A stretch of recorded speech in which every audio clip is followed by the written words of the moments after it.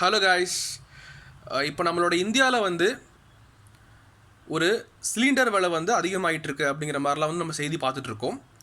அது வந்து கண்டிப்பாக ஒரு சாதாரண ஒரு குடிமகன்லேருந்து எல்லாத்தையுமே வந்து இங்கே அஃபெக்ட் பண்ணிகிட்ருக்கு. நாம் வந்து மத்திய அரசை நாம் வந்து குறை சொல்லிகிட்டு இருக்கோம். இந்த மாதிரி வந்து சிலிண்டர் விலை அதிகமாகிட்டு இருக்கு, கம்மி பண்ணுங்க அப்படிங்கிற மாதிரி சொல்கிறோம். இது வந்து மத்திய அரசாங்கத்தோட ஒரு கண்ட்ரோலில் வந்து கிடையாது முழுக்க.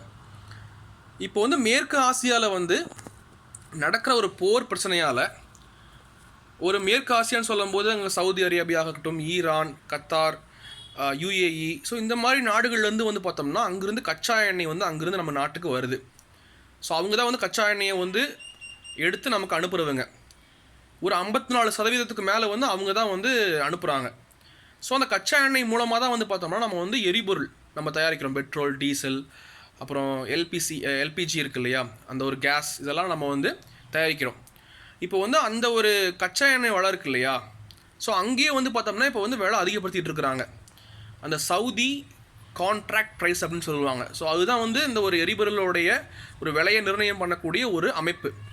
ஸோ அவங்களும் வந்து பார்த்தோம்னா ஒரு 45% வரைக்கும், ஒரு 45% வரைக்கும் வந்து பார்த்தோம்னா எரிபொருளுடைய விலையை அதிகப்படுத்தும் பொழுது இந்தியாவில் வந்து பார்த்தோம்னா ஒரு எல்பிஜி கேஸ் சிலிண்டர் வந்து நம்ம வந்து ஒரு ஒரு சொல்லுவாங்கள்ல ஒரு காஸ்ட் ப்ரைஸ், அதாவது ஒரு உற்பத்தி பண்ணக்கூடிய விலை வந்து பார்த்தோம்னா இந்தியாவில் 1600 ரூபா இருக்குது இப்போது.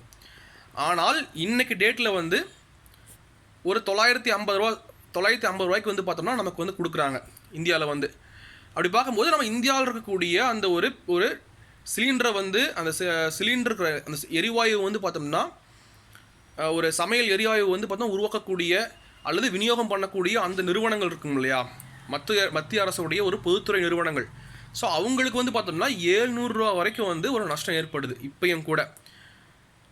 அப்படின்னா நாம் வந்து என்ன பண்ணணும், இந்த ஒரு கடினமான ஒரு காலகட்டத்தில் வந்து மத்திய அரசாங்கத்தோட கையிலே கிடையாது. இது வந்து நம்மளால் எதுவுமே ரொம்ப பண்ண முடியாது, ரொம்ப சேஞ்ச் பண்ண முடியாது. இந்த ஒரு விலையில் வந்து ஒரு கடினமான காலகட்டத்தில் வந்து பார்த்தோம்னா ஒரு மத்திய அரசிட்டிருந்து நாம் வந்து ஒரு மானியங்களை எதிர்பார்க்கலாம், அல்லது நம்மளுடைய கையில் என்ன இருக்குன்னு சொல்லும்போது நம்ம வந்து கொஞ்சம் பார்த்து ஒரு சிக்கனமாக நம்ம வந்து பார்த்தோம்னா நம்ம சிலிண்டரை யூஸ் பண்ணலாம். வேறு வழியே கிடையாது அப்படிங்கிறது தான் வந்து ஒரு நிதர்சனமான ஒரு உண்மையாக இருக்குது.